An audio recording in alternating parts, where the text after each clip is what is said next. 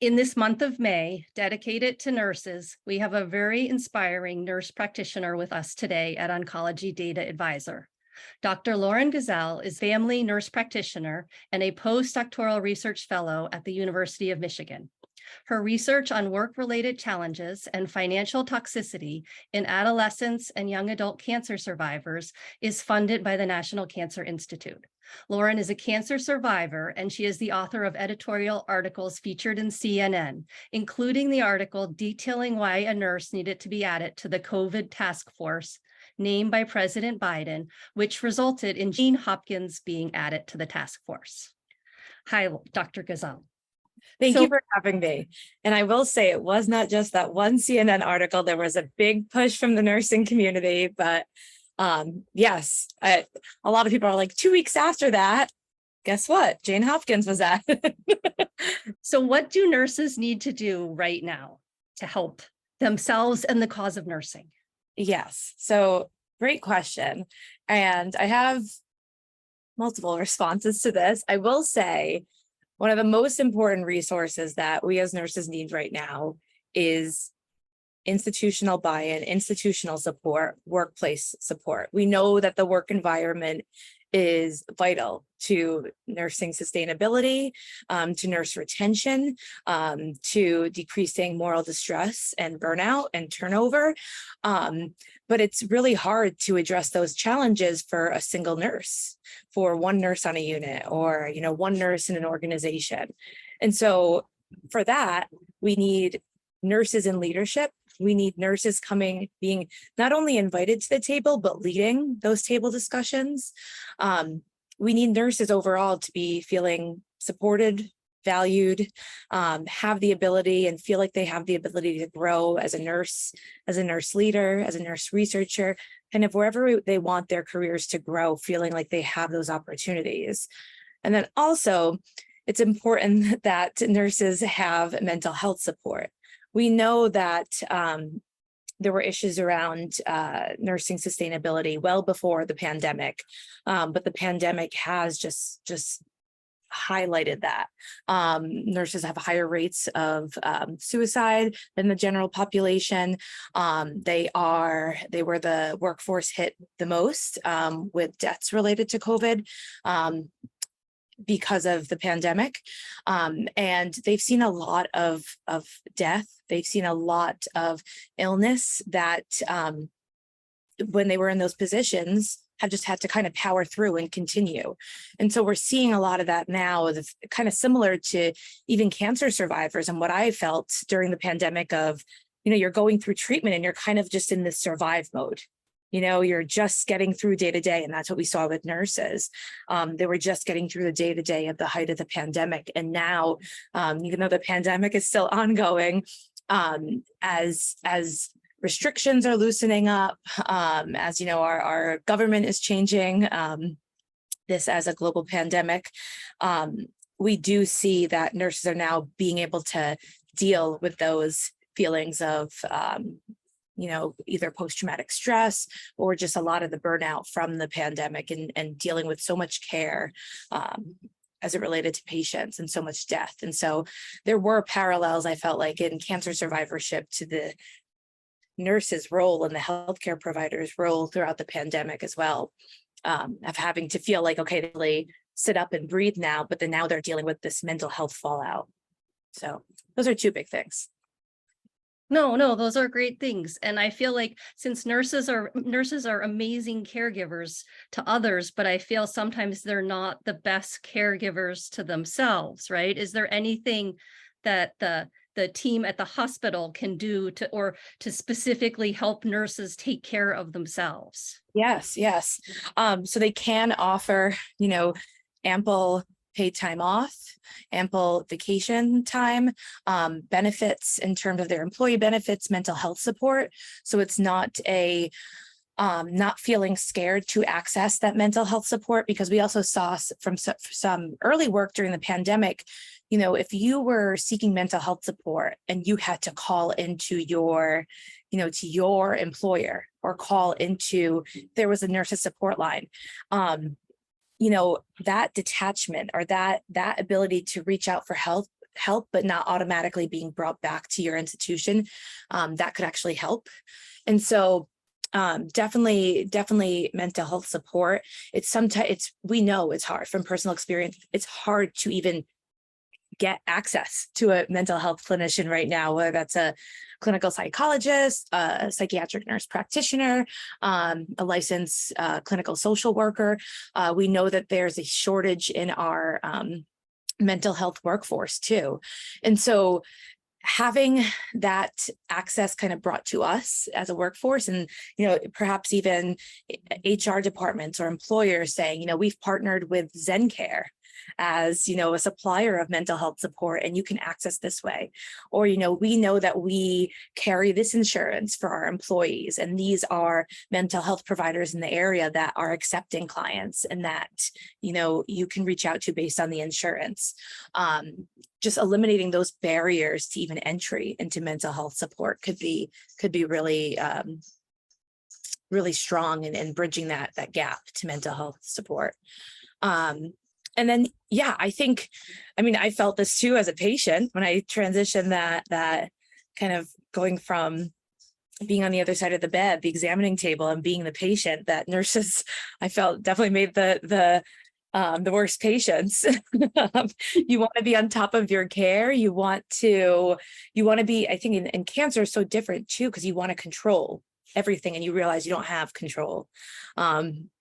And so letting that go can be really, really hard as a nurse when you really take pride over caring for your patients and being able to say, this is what I can do to help you better navigate your illness, your recovery, whatever you're going through in your cancer, in your care setting. So there's a lot that the environment can do and the institution can do. And yes, there's a lot that nurses themselves can do as well. But we also want we want solutions to this. And based on the Mara discussion around nursing sustainability, we don't want the onus just to be on the nurse and the individual to say, I know I'm getting burned out, I need to go do this, or I'm experiencing moral distress in this way, this is what I need to do, because we know that those aren't sustainable solutions.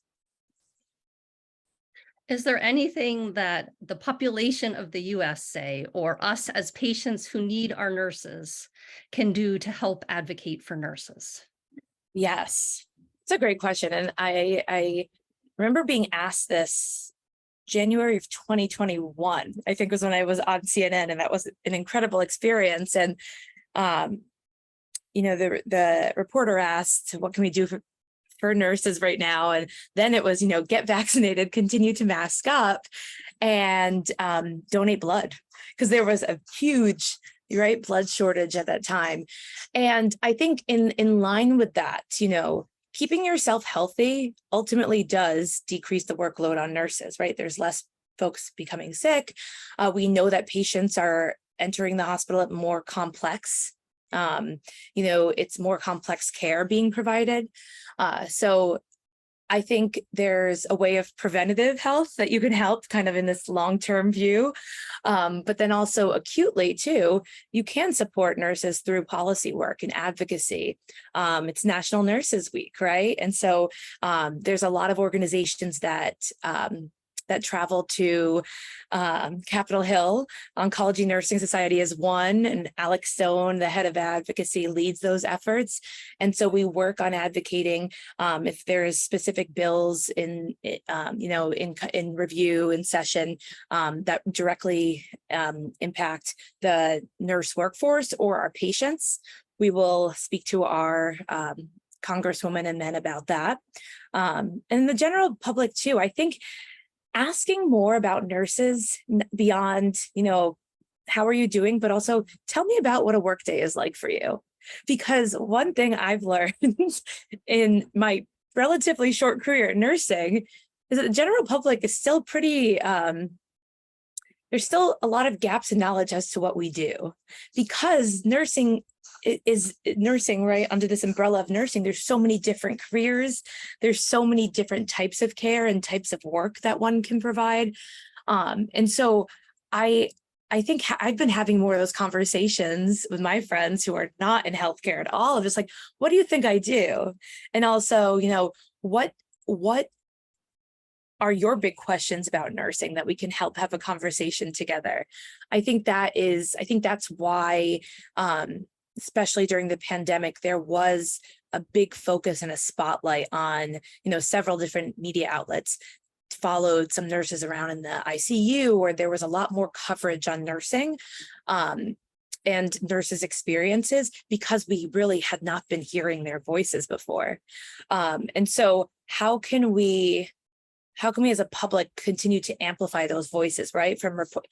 I feel like any career can incorporate a nurse, whether, I just had a conversation earlier this morning with a fellow, a friend of mine who I went to Boston College with for undergrad, and she works in the business world. And we were talking about how can we kind of brainstorm on a conference presentation, on an abstract and a lot of her work is on supporting LGBTQ leaders and researchers. And so how can we kind of put our heads together and submit something to a conference to continue these discussions? So I think that's my biggest takeaway from the public, is to bring in nurses when they can to discussions, because a nurse, I was at, and I know this is an aside, but I was at the Stat Breakthrough Health Summit last week in San Francisco, and I talked to one leader of a startup, and she's like, nurses should just be inventing everything. The innovation that they have and the input that they bring to teams is so underappreciated and undervalued right now. And so I think that we're at a really pivotal time as a public to look at the nursing profession and be like, what are we going to do from folks outside of nursing, right? From the general public, as you just asked, are we going to continue to amplify their voices, amplify their experiences? Or is it going to be like, okay, this is a them problem, and we don't know what's going on, but we'll just continue to do what we're doing, and we know that's not working. So long-winded way to say we definitely need public involvement, public investment in our health and the care that we give to patients, because you're going to interact and encounter a nurse throughout your life. And so I know that our profession touches every life, and we provide the most care to patients. So. And you bring up an important point. Nurses are very good researchers too. And you are a researcher as well as a nurse. And could you talk a little bit about your research? Yes. So I will start by saying that I am a second degree nurse, which is, don't know the exact statistics on our current workforce and what percentage makes up, the workforce from these second degree programs. But my first degree was a bachelor's degree in economics. And then I came to nursing. And I say that because that view of health economics and more of a businessy side to things has definitely influenced my research and my work. And so I was in the first year of my PhD program while also working as a family nurse practitioner when I was diagnosed, very surprisingly, with stage 2 Hodgkin lymphoma. And at first I ran from any research related to cancer survivorship. I did not want that to be my entire life. I didn't want to switch or pivot my focus in research. And that was early on in my diagnosis. And then throughout my treatment, and again, I was in my first year of my PhD program. So I'm going through, rigorous chemotherapy treatment and doctor's appointments alongside learning, what is research? How do we implement theory into this work? Taking a design and methods course and biostats. And it was, sitting in the treatment chair, doing work, when I realized I have all these questions. And part of that is a result of learning about how to do research while you're living this this life-changing experience. And so I learned very quickly that there was this growing body of research around adolescent and young adult cancer survivorship. I learned that there was this emerging body of work too around financial hardship and financial toxicity in younger cancer survivors. And so that's where I, was immediately drawn to kind of, this is where I want to contribute. This is where I can bring all my unique experiences and really work to improve the health and quality of life of AYAs with cancer, because we know that finances and money drives a lot of decision making. And so so that's where I pivoted my work. And as I'm as an early career nurse scientist, I'm also learning too how to embrace these essentially two lines of research, one around global nurse workforce, where I initially started in the PhD program, and then the other around AYA cancer survivorship. And so I have this incredible opportunity of being awarded the Mara Mogensen Flaherty Memorial Lectureship alongside Suzanne Boyle and Amy Rettig. And I had the opportunity to talk kind of about merging those two paths. And so I am really excited about future research. I'm currently finishing up a postdoc at the University of Michigan, where I've continued to be a part of a training in cancer care delivery research and working with leading AYA experts like Dr. Brad Zebrock, be a part of interdisciplinary teams across economics, social work, psychology, medicine, and nursing, which I'm very excited about. And then I'll be transitioning over to a tenure track position to continue my research around these issues in AYAs with cancer.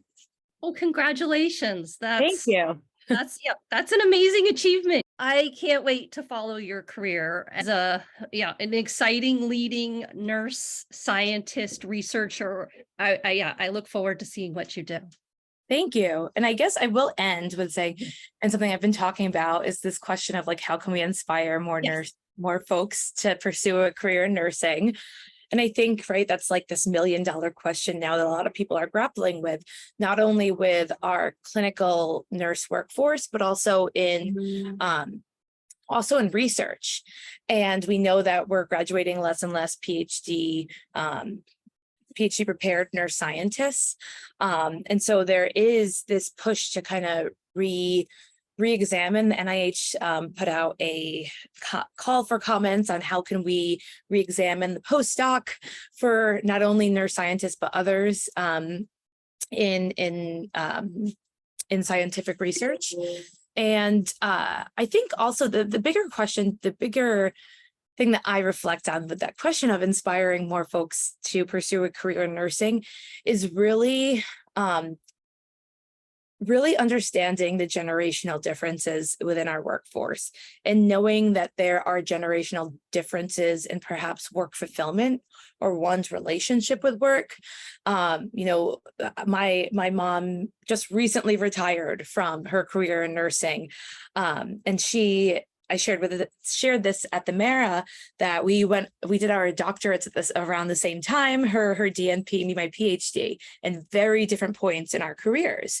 But she entered nursing as from her nursing school as, I'm going to stay in this position for my entire career. And we know that's not the case now for younger nurses. We know that travel nursing is a big area that these early career younger nurses have focused to, not being tied down with families, or perhaps, wanting to not only explore the world and reap the benefits of increased pay, but then also this travel component that many folks my age, that's intriguing to them. They want to be able to balance their life and have left environments where they didn't feel supported, have left environments where they didn't feel like they could deliver safe and high quality care because just of a lack of nurses. So how can we inspire more people?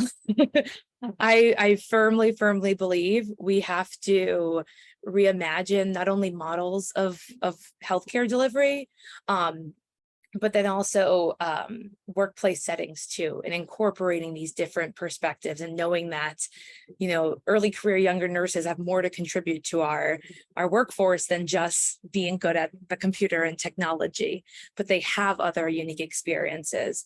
And we have to be able to show to potential nurses that nursing is a sustainable career, and that we know pizza parties aren't the solution. We know that change has to come from within institutions, and yeah, it has to come from the work environments where one works, where one's providing that care. And yeah, the final thing I'll say is that we can also show that nursing, there's many different pathways into nursing. And there are very many pathways after too. And so I think showing and amplifying these different roles as a nurse after you receive this BSN degree or your diploma degree or an associate's in nursing, kind of where you can take your education and training to what other interests that you like, to other skills that you have, to shape the career that you want.